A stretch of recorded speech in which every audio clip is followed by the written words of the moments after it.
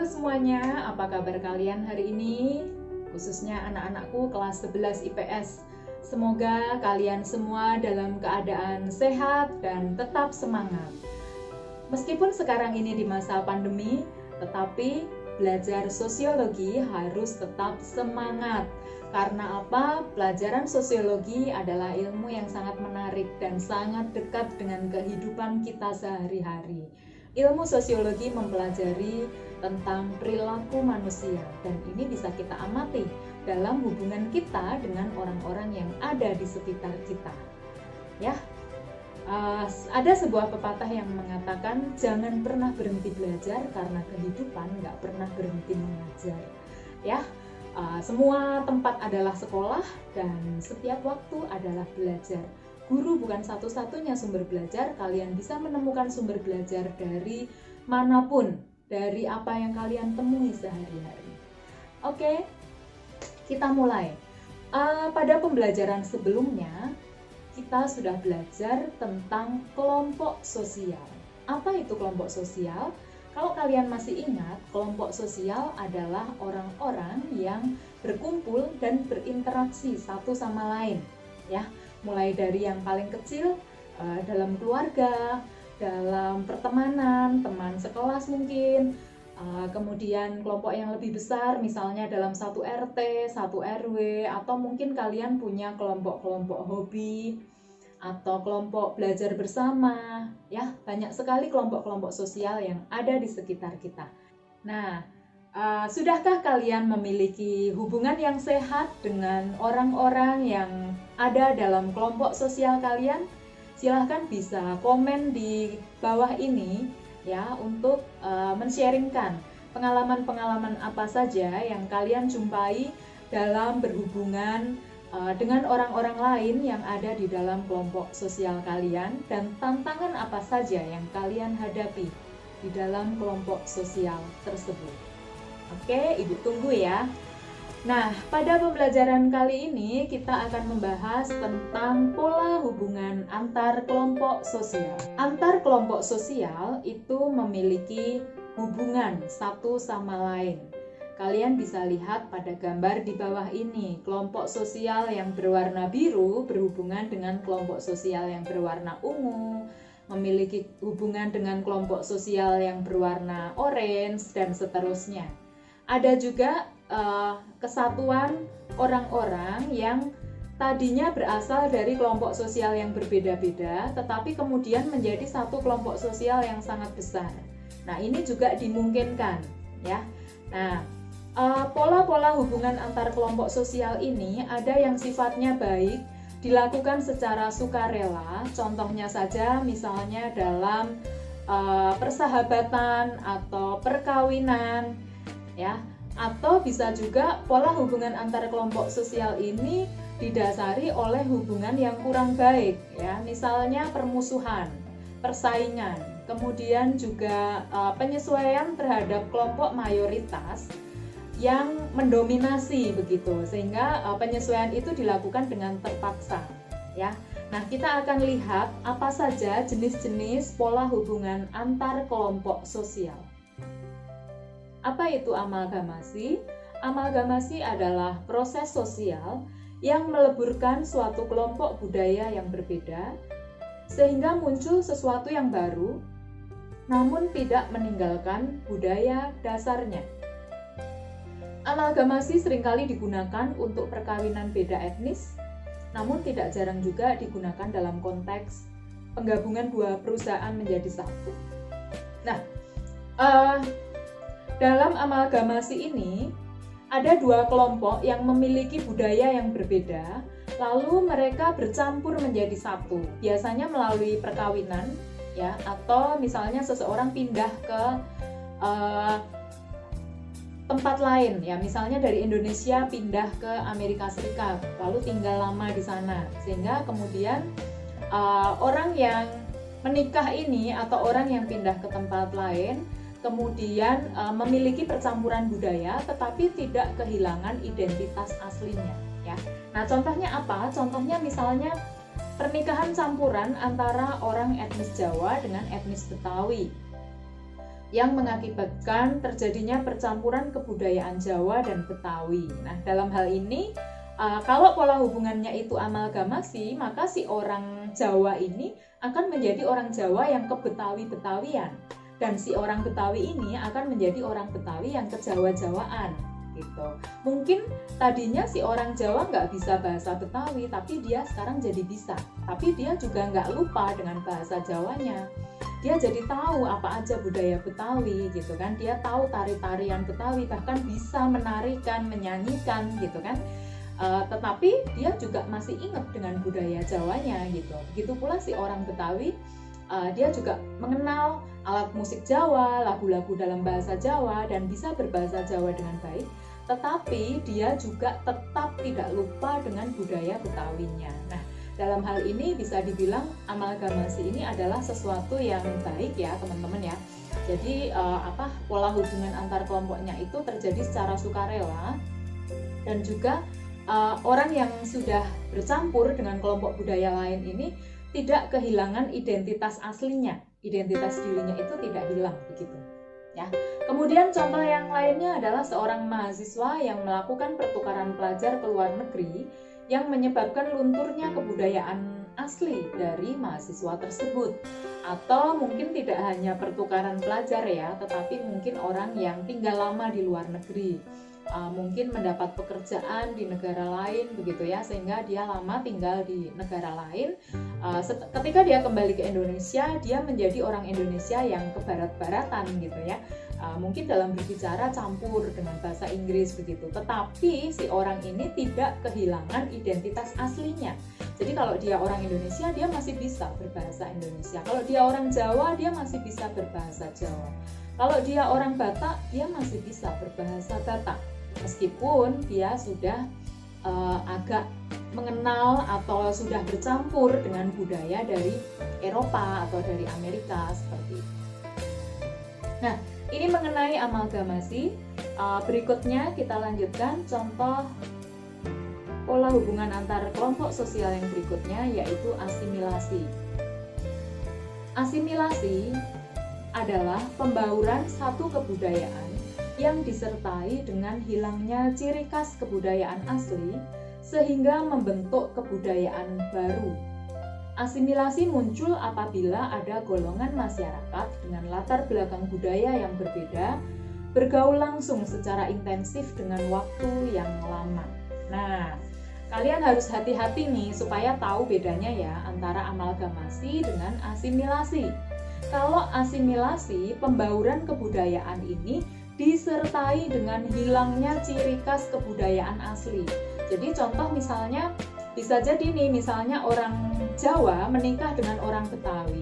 Tetapi kemudian si orang Jawa ini, karena dia kebetulan tinggalnya di Jakarta juga, dekat dengan keluarga pihak yang Betawi ini ya. Pihak yang Betawi ini tinggal bersama keluarga besarnya, sehingga si orang Jawa ini banyak bergaul gitu dengan orang-orang Betawi dari keluarga pasangannya. Sehingga si orang Jawa ini lama-kelamaan kehilangan identitas aslinya. Lama-lama dia lupa menggunakan bahasa Jawa pun mungkin udah nggak bisa lama-lama ya.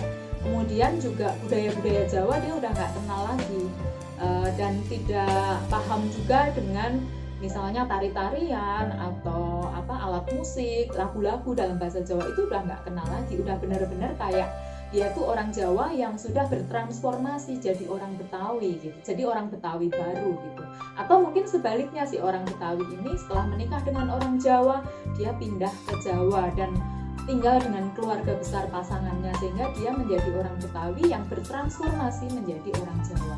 Nah, ini asimilasi, dan asimilasi pada prinsipnya tidak dipaksakan ya, dan tidak dengan kekerasan. Artinya orang itu harus secara sukarela ya untuk melupakan atau secara tidak sadar melupakan budaya aslinya begitu. Contohnya sangat banyak ya, misalnya perubahan gaya berpakaian.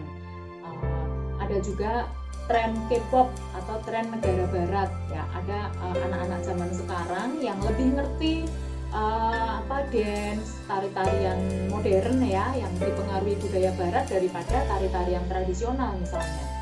Kemudian penggunaan baju koko di Indonesia, perayaan Halloween dan Valentine yang bernuansa Eropa ya.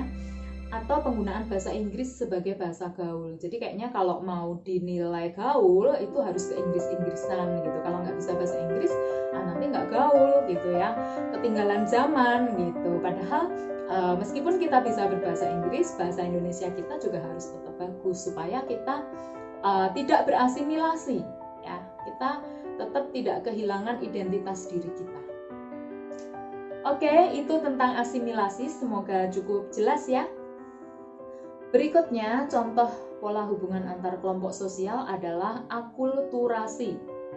Apa itu akulturasi? Akulturasi adalah proses sosial yang timbul bila suatu kelompok manusia dengan kebudayaan tertentu dihadapkan dengan unsur-unsur dari suatu kebudayaan asing, sehingga unsur-unsur kebudayaan asing tersebut lambat laun diterima dan diolah kembali tanpa menyebabkan hilangnya kepribadian budaya itu sendiri.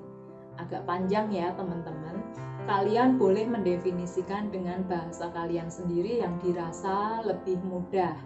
Intinya atau kata kuncinya adalah bahwa di dalam akulturasi ini masuknya sebuah budaya asing itu akan berusaha untuk mengadaptasi budaya dari penduduk asli. Tujuannya apa? Tujuannya adalah supaya lebih mudah diterima gitu. Contoh misalnya, ketika orang Belanda misalnya, dia datang ke Indonesia, dia ingin supaya budaya yang dibawa oleh orang Belanda ini mudah diterima oleh orang-orang Indonesia. Nah, maka si orang Belanda ini harus mempelajari budaya Indonesia dulu, ya misalnya di Jawa. Dia harus mempelajari dulu budaya Jawa itu seperti apa. Kalau perlu dia belajar menggunakan bahasa Jawa dulu, ya.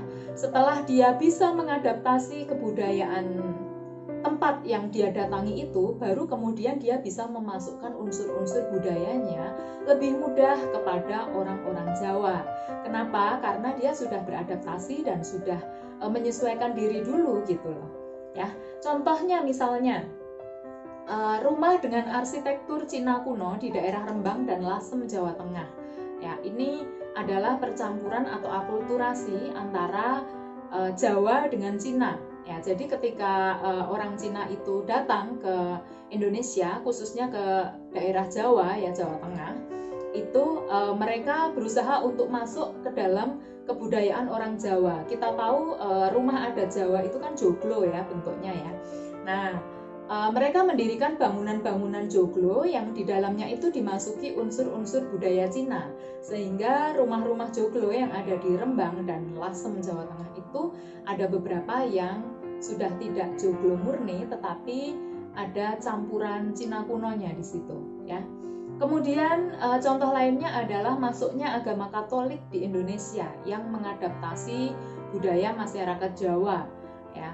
Contohnya misalnya orang Jawa itu kan dulu sudah punya budaya dari nenek moyang untuk memperingati 7 bulanan. Kalau wanita hamil itu 7 bulan kehamilan harus dilakukan sebuah ritual begitu ya. Nah, ritual itu diganti dengan upacara misa, yang mana misa ini adalah kebudayaan atau agama yang dibawa oleh para misionaris ini, yaitu agama Katolik ya. Nah, ritual 7 bulanan ini tetap dilakukan, tetapi dengan menggunakan ritual misa ya. Atau misalnya masyarakat Jawa punya kebudayaan untuk memperingati malam Jumat Kliwon, karena malam Jumat Kliwon itu dianggap sebagai malam yang keramat gitu ya,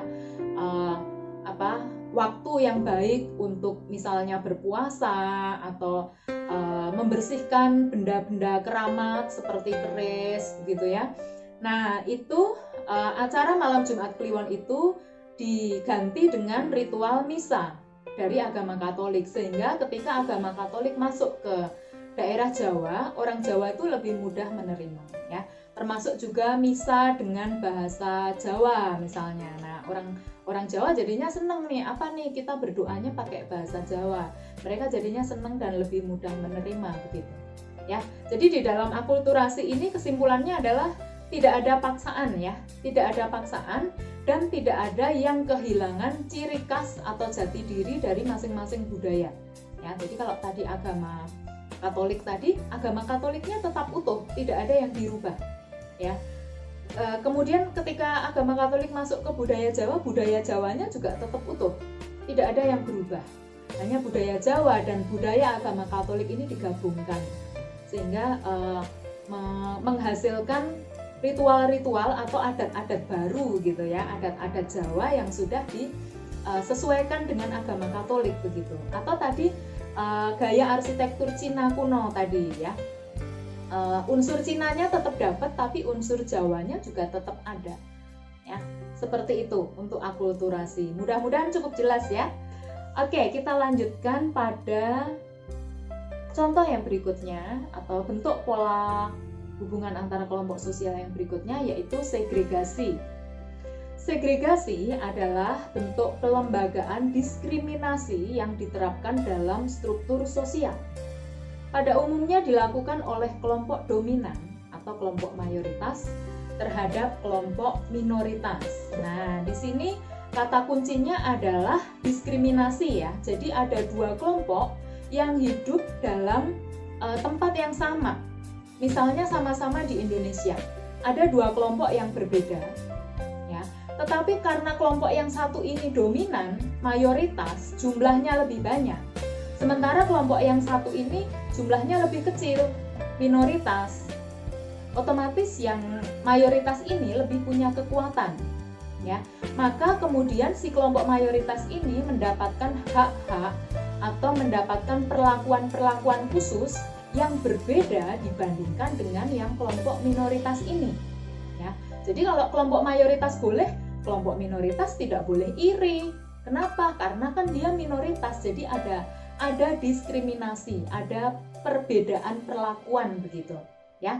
Nah, kalau kalian mau lihat nih misalnya dalam keluarga, mungkin kalian merasa kalian diperlakukan dengan diskriminasi nih. Oh, mama saya tuh lebih sayang nih sama adik saya misalnya, kalau adik saya minta aja dituruti, tapi kalau saya sebagai kakaknya yang minta nggak dikasih, wah berarti diskriminasi nih. Nah, seperti itu ya. Tetapi ini dalam konteks budaya dan ini biasanya dilakukan oleh kelompok mayoritas terhadap kelompok minoritas ya. Nggak mungkin juga kalau dia minoritas lalu dia bisa malah mendominasi gitu ya, kan nggak mungkin. Pasti yang mendominasi itu kalau dalam kebudayaan suatu bangsa itu pasti yang menang adalah yang mayoritas gitu. Nah, contohnya apa? Contoh yang paling ekstrim adalah politik apartheid di Afrika Selatan. Ya, Anda mungkin tahu ya, politik apartheid itu adalah politik perbedaan warna kulit. Jadi di Afrika Selatan itu ada pembedaan perlakuan untuk orang kulit putih dan orang kulit hitam. Nah, jangan heran justru orang kulit putih ini yang mendapatkan hak lebih tinggi. Kenapa? Karena pada waktu itu Afrika Selatan ini dijajah oleh bangsa Inggris. Nah, Inggris ini orang Eropa, kulitnya putih, jadi mereka memberikan hak-hak khusus kepada orang-orang berkulit putih dibandingkan dengan orang berkulit hitam. Dan ini ekstrim sekali ya, meliputi pada semua segi. Misalnya dari segi sekolah atau pendidikan itu juga dibedakan tempatnya. Kemudian penggunaan fasilitas yang ada di kota, kemudian pekerjaan gitu ya, ada pekerjaan-pekerjaan yang bagus-bagus, yang terhormat gitu khusus untuk orang kulit putih, sementara untuk orang kulit hitam nggak dikasih gitu ya. Kalau kita lihat mungkin ini ya, pada zaman penjajahan Belanda itu di Indonesia juga terjadi segregasi ya, yang dilakukan oleh pemerintah kolonial Belanda. Kita tahu pada zaman penjajahan Belanda itu masyarakat Indonesia itu dibagi menjadi 3 kelas. Ada kelas yang paling atas yaitu golongan bangsa Eropa ya, orang Belanda, orang Inggris ya, orang Prancis mungkin ya, pokoknya orang Eropa itu adalah golongan kelas paling atas. Kemudian golongan yang kedua, kelas menengah, itu adalah golongan timur asing. Nah, ini adalah orang-orang misalnya dari Cina, dari Jepang, dari Arab ya, pokoknya bukan orang Indonesia tetapi juga bukan orang Eropa. Ini golongan timur asing. Mereka menduduki kelas nomor 2. Nah, sedangkan golongan yang paling rendah ya, atau yang menduduki kelas 3 itu adalah golongan pribumi, yaitu orang Indonesia asli. Ini sebenarnya ironis banget ya, karena Indonesia ini kan negara kita. Harusnya kita yang mendominasi, tetapi karena kita dijajah oleh bangsa Belanda waktu itu, dan bangsa Belanda sengaja untuk menjatuhkan martabat kita ya, harga diri kita, maka justru orang Indonesia asli itu disebut sebagai golongan paling rendah, dan hak-haknya juga berbeda ya. Misalnya kalau golongan Eropa, dia bisa sekolah sampai ke perguruan tinggi, sementara kalau golongan pribumi itu nggak bisa, kecuali kalau dia anak pejabat atau ningrat ya, darah biru, golongan ningrat, nah itu baru bisa. Itu pun masih ada segregasi lagi, yaitu kalau perempuan nggak boleh, ya kan, sampai kemudian eranya Kartini. Nah itu masa emansipasi. Nah setelah itu baru perempuan itu tidak diperlakukan dengan diskriminasi ya. Zaman dulu itu perempuan itu susah, mau sekolah aja susah ya, cuma bisa sampai kelas 6 SD. Setelah itu harus menikah ya. Maka bersyukurlah kita yang perempuan ya, yang hidup di zaman sekarang, karena kita bisa bersekolah setinggi-tingginya dan hak-hak kita itu sama dengan kaum pria ya. Ini namanya segregasi ya, pembedaan kelompok di mana dua kelompok itu tinggal bersama-sama dalam satu tempat ya. Masih banyak sekali contoh segregasi yang lain, dan mungkin juga sampai hari ini pun masih ada segregasi-segregasi yang terjadi di muka bumi ini ya. Oke, berikutnya yang terakhir nih, yaitu pluralisme. Pluralisme merupakan paham yang menghargai adanya perbedaan dalam suatu masyarakat dan memperbolehkan kelompok yang berbeda tersebut untuk tetap menjaga keunikan budayanya masing-masing. Nah, pluralisme ini kebalikan dari segregasi. Kalau segregasi tadi kan kelompok yang berbeda diperlakukan dengan cara yang berbeda. Ada kelompok tertentu yang punya hak-hak istimewa gitu ya. Nah, kalau pluralisme ini memperlakukan semua kelompok sosial yang ada, yang hidup dalam tempat yang sama itu dengan sama ya. Nah, ini yang menjadi harapan atau cita-cita di Indonesia ya. Mungkin sekarang pluralisme ini juga bisa kita rasakan dalam kehidupan sehari-hari ya, mungkin dalam bertetangga atau di sekolah misalnya ya. Walaupun beda suku, walaupun beda agama, walaupun beda kebudayaan, kita dapat hidup berdampingan secara damai, dan kita bebas untuk mengekspresikan ya budaya ataupun ritual-ritual dari agama kita masing-masing. Misalnya orang Katolik bebas beribadah, bahkan ditayangkan di TVRI ya saat ini untuk misa itu. Kemudian orang Muslim juga bebas beribadah. Kalau ada perayaan-perayaan hari agama kadang ditayangkan di televisi ya. Orang Hindu juga, orang Buddha, orang Konghucu, semuanya bisa bebas mengekspresikan budaya atau ritual keagamaannya masing-masing tanpa saling mempengaruhi dan tanpa saling menjelekkan, menghina atau mendapat perlakuan diskriminasi ya. Itu. Nah, contohnya itu apa? Contohnya adalah toleransi beragama yang ada di Indonesia, kemudian saling menghormati antar suku, saling membantu dan bekerja sama meskipun berbeda suku maupun berbeda agama. Nah, bagaimana dengan lingkungan tempat tinggal kalian? Apakah lingkungan tempat tinggal kalian itu terjadi segregasi atau pluralisme? Atau ada terjadi asimilasi? Mungkin dari orang tua kalian, atau terjadi amalgamasi, atau akulturasi. Nah, kalian boleh sharing ya di kolom chat pengalaman pola hubungan antar kelompok sosial yang pernah kalian temui dalam kehidupan sehari-hari. Cukup untuk pembelajaran hari ini. Terima kasih sudah menonton sampai selesai. Salam sehat selalu. Terima kasih. Sampai jumpa.